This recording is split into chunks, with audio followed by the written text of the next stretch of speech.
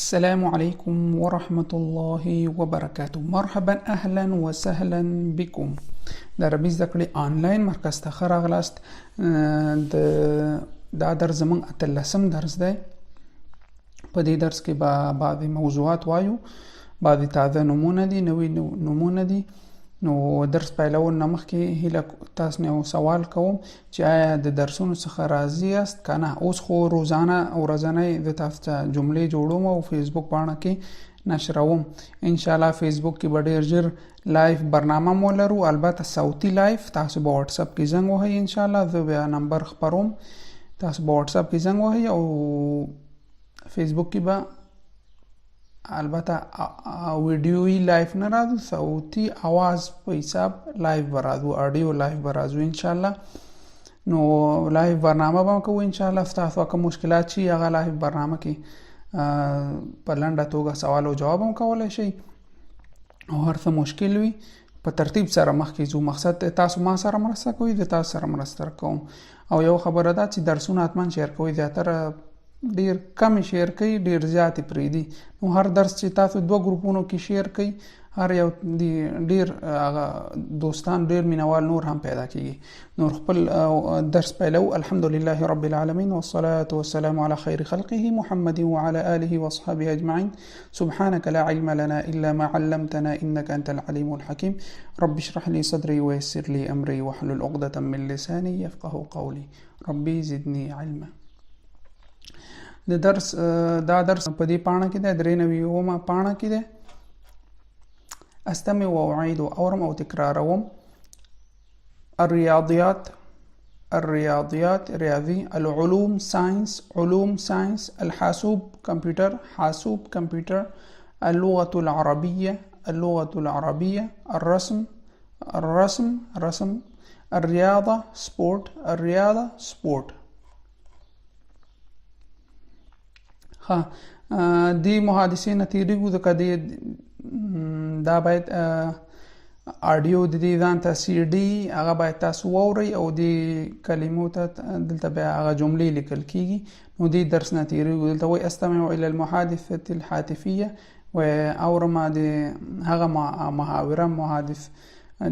هغه محاوره د ټلیفوني محاوره، ثم اجيب عن الاسئله، او بیا سوالونو ته ځواب ورکوم. نو فلحال دې نه تیریږو ځکه موږ سره هغه محاوره نشته چې کوم په ټلیفون کې شوې ده.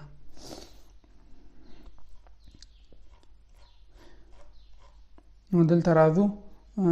اصل وصل کوم بین الکلمة و مقابلها، د دې کلمو مابین کې چې د دې کلمې سره کوم مناسب دلته ده هغه وصلو.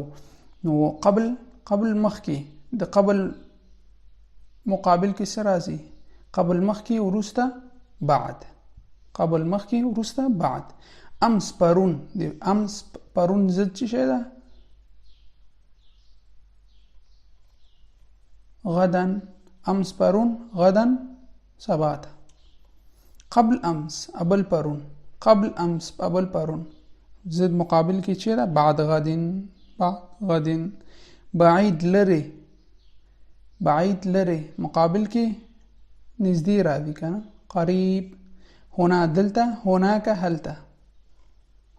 هلته. يمين خلاص، يسار چپلاس. هذا مذكر، هذه مؤنث. هذا هناك، هذا دغه، هناك هاغه، هلته.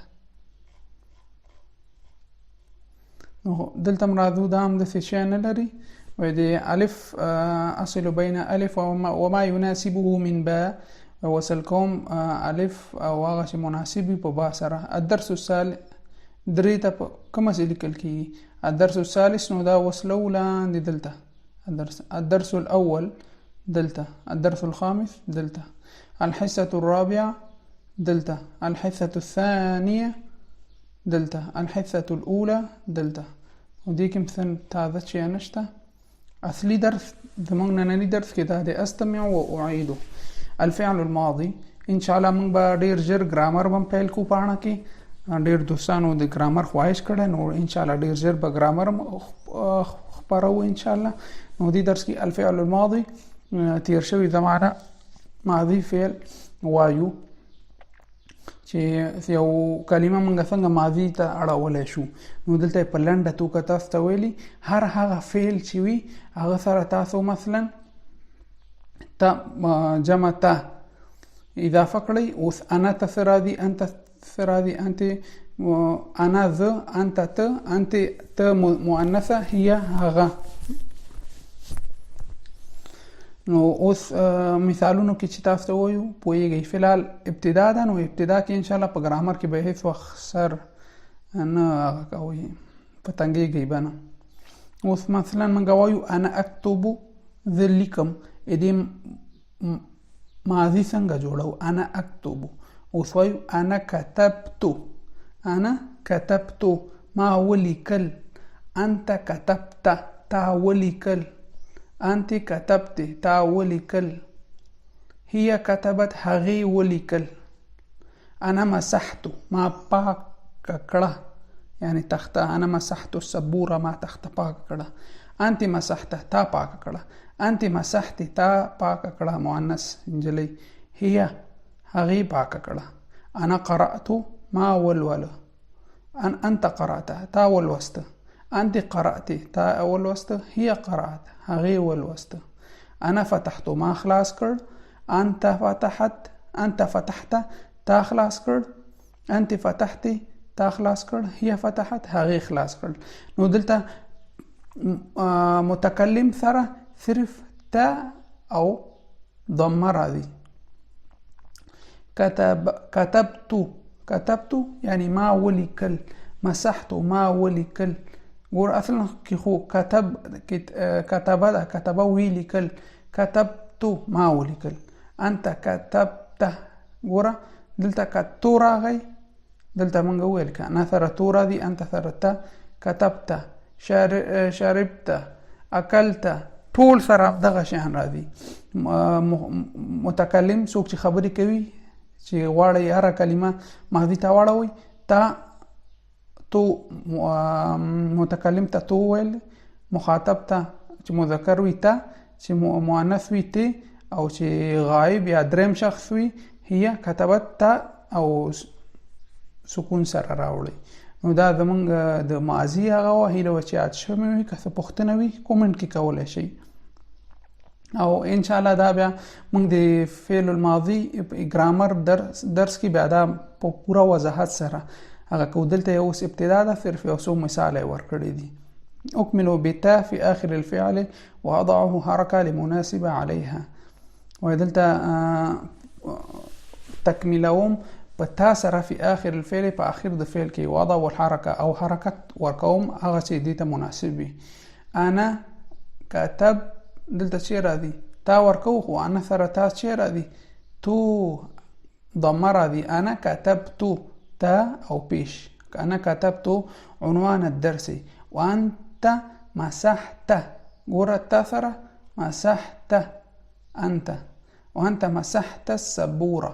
وانت اغلقت الباب. انت اغلقت المؤنثه ده. وهي فتحت نافذه. انا جلست وانت قمت. وانت سألت وهي اجابت. وهي اجابت.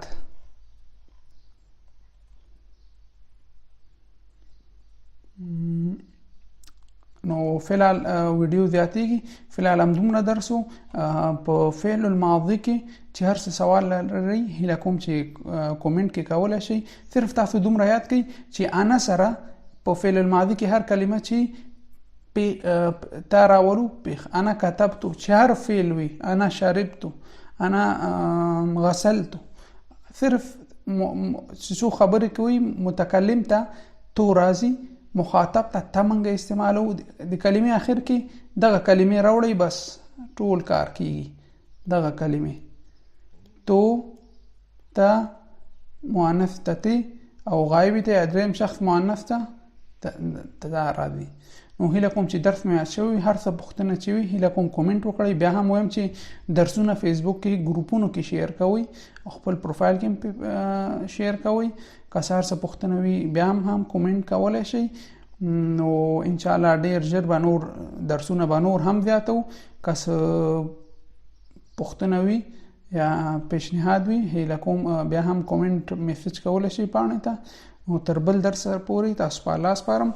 والسلام علیکم ورحمة الله وبرکاته.